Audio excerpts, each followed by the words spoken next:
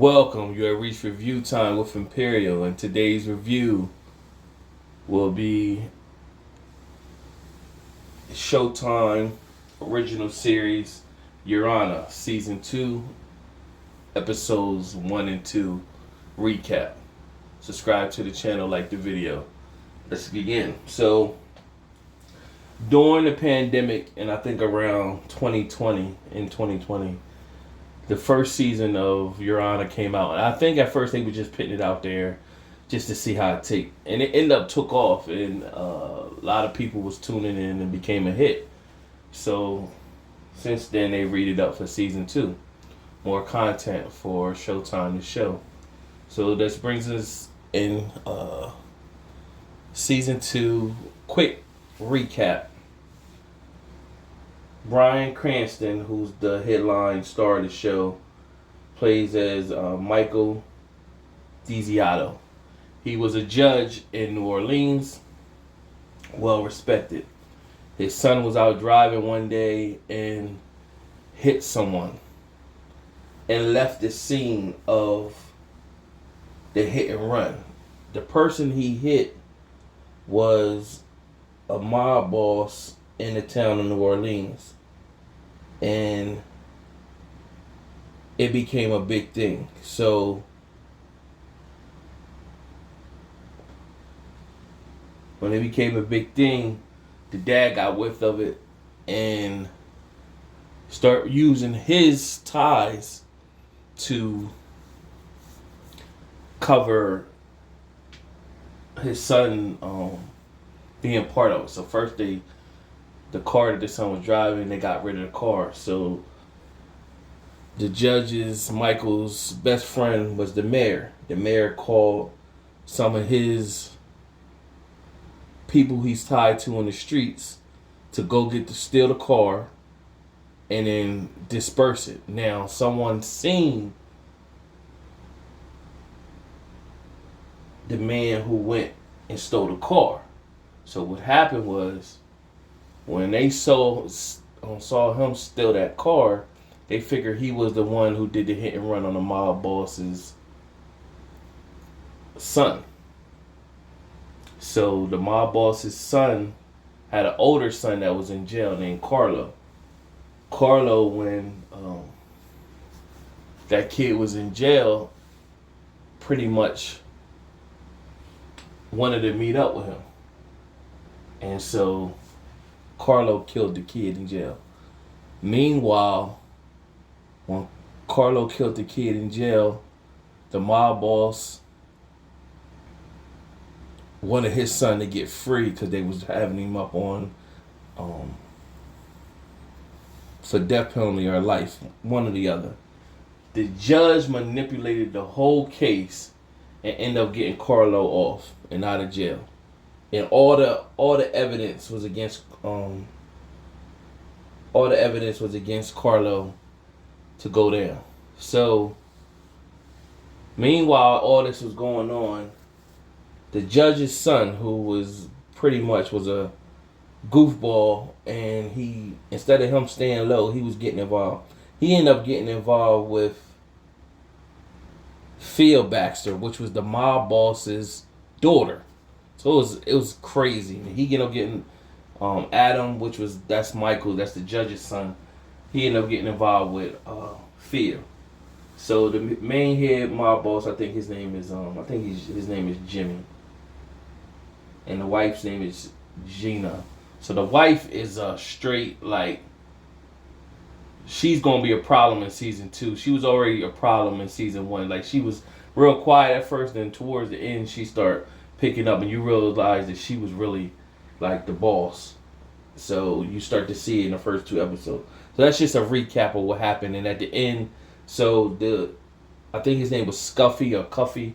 Cuffy, the one that got killed in jail by Carlo, he had a little brother named Eugene Jones. So what Eugene did, he wanted revenge for his brother. So he shows up, he gets a gun, he goes and they're having a party for Carlo getting released out of jail. Looks like everybody having a good time. The judge is there with the Baxter family.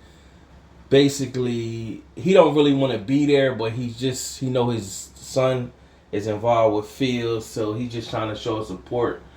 And the Baxter family is just basically like, okay, we got the judge underneath our nail now, or underneath our fingertips. So Eugene shows up and tries to shoot Carlo, but instead they moved and he ended up shooting Adam, killed Adam.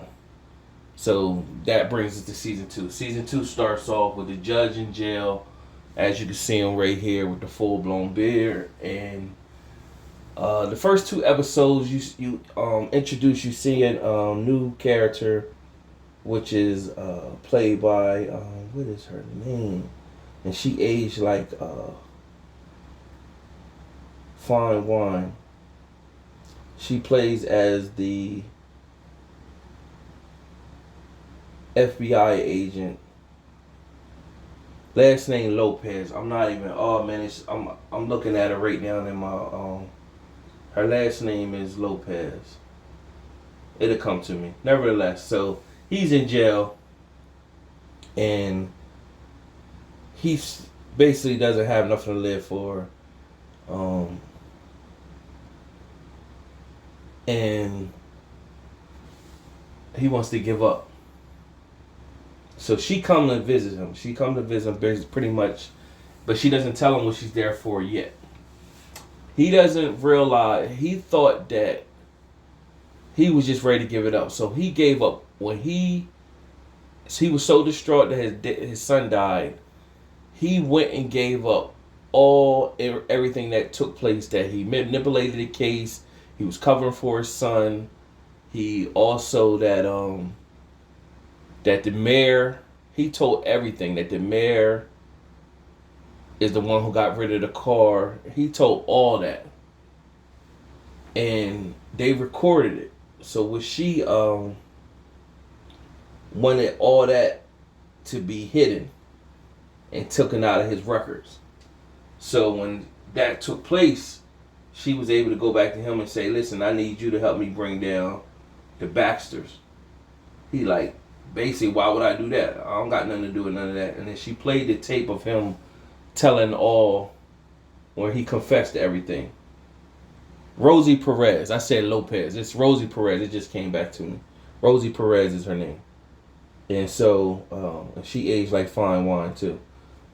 I already said that, but I just had to reiterate and throw that back in there. So nevertheless, she played the recording back to him saying, hey, if you don't participate, this recording is going to bring your best friend down. So I'm going to pretty much release you out of jail, and you eventually going to help. Meanwhile, Phil Baxter, which is the one who watched Adam die, she was connected to him. Her and Adam had sex in the first season, and she ended up having a baby. So you find out that it does flash the baby, like in episode 1, but then by the end of episode 2, you see the baby again. And she kept trying to build a relationship with Michael. Now he's got out of jail. He's no longer a judge. He's working at delivering meat around the city of New Orleans. And she kept trying to link up with him, like, it's something I gotta tell you.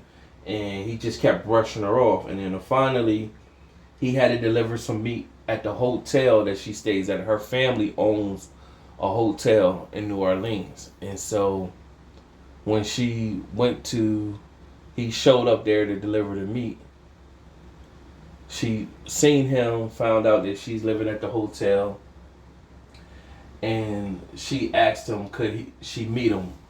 And so he eventually agreed to meet her at the end of the episode. And when he agreed to meet her,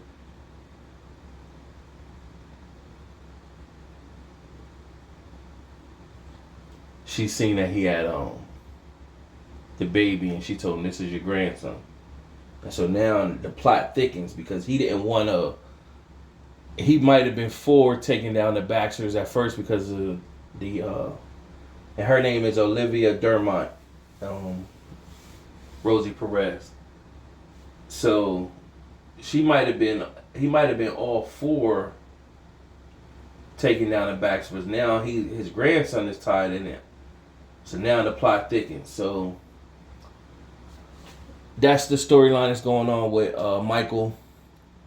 The mayor is up for re-election, so he's trying to get the people in the city to back him. So you have Big Mo, who's she runs the streets of New Orleans. So you got the Baxters, they got their hustle going on, and there's two sides: the Baxters, then you got Big Mo who's running the streets in her section, and the Baxters want Eugene. Like they know he was the one that took the shot. They since he tried to take the shot, they wanted to see him dead. So Eugene was running scared, and Big Mo put out the word, "Hey, I want you to find that kid. I want you to find Eugene." So Little Mo, he went out and he found it. They had him uh, um, in a storage area. So Big Mo, what she was going to do is just hand him over to the mayor, the detective and the mayor, and let whoever deal with it from there. So what Little Mo took and did is he put the little Eugene on the bus, told him to get going, and never resurfaced. So he sent him somewhere else, and now he's in school. He's underneath a different name now. He's in school and he's traumatized. He lost his brother. He's in the city of New Orleans going through a bunch of stuff, and now he just killed somebody. So he's drawing pictures of the trauma he has seen. So that's going to be an issue because it's going to be raising a red flag of his history, where it come from, and somehow he's going to end up resurfacing, or they're going to find out where he's located, and that he wasn't actually dead, because what they did was they faked his body, and they got another body and pretty much put his belongings on the body, and the body had a gunshot wound. Pretty much the word got out that his own people killed him. They found the body dead, but that's going to resurface and find out it was alive. So that's what's happening with that. So Big Mo, she needs a new connect. Little Mo goes out to his cousin somewhere that is connected, and now he's with some big time people, and he want to get 2 keys. However, they like, I don't do 2 keys. You need it. You need to take 20. And he like, I don't got the money for 20, and basically this is big time. So he got a good product. So the cousin told him, hey man, listen, either you take it or not, get the money up, come back and buy the 20. That way I ain't got to be the middleman of this no more. So plot thickens with that. What else is happening? Any other plot twist? So you got Gina Baxter. She's in grieving counseling for her loss of her children, and her son. I said children, plural. Her loss of her son, and she's grieving, but she's getting worse. So she's going deeper, darker. She want to embrace her anger, and you can tell she's gonna be a problem in this season. And I think I'm calling it now. Jimmy Baxter would end up getting killed or be in jail, either or, because she could be a cannon. Then you have the judge got out of jail. He went back to his old house, and the grandmom was still took over the house, and she pretty much was keeping the house up. And of course, she had some. He was going back to the grave sites of his wife and son every morning, and she pretty much was like telling him, you gotta, you should show up one time a year just to pay your respect, and then not go there every morning because it's not gonna bring him back, pretty much. So that took place, and then from there you had Detective Nancy Costello, which was the judge's. He had a history with her, and he used her in season 1 so he could cover things up, and he sent her down the wrong trail so she wouldn't be on to what was really going on, and she's frustrated, and she knows about his confession for everything, and she pretty much went up to him when she sent him out of jail and told him that after his guardian angel, which is the Fed, Olivia Dumont. When she's done with you, I'll be here waiting for you. So I don't know if she's gonna make it out of season 2. But that's a recap for episodes 1 and 2. I did a summary of what happened in season 1 to bring you up to speed. Recap for episodes 1 and 2. From going forward, I will be reviewing the week-to-week review for per episode. Your Honor is a good series. If you looking for something good to watch, tune in. You'll like it. But it will be good if you watch season 1 first, so you can see everything that happened, and then season 2 will be right there for you. Subscribe to the channel, like the video. Till next time.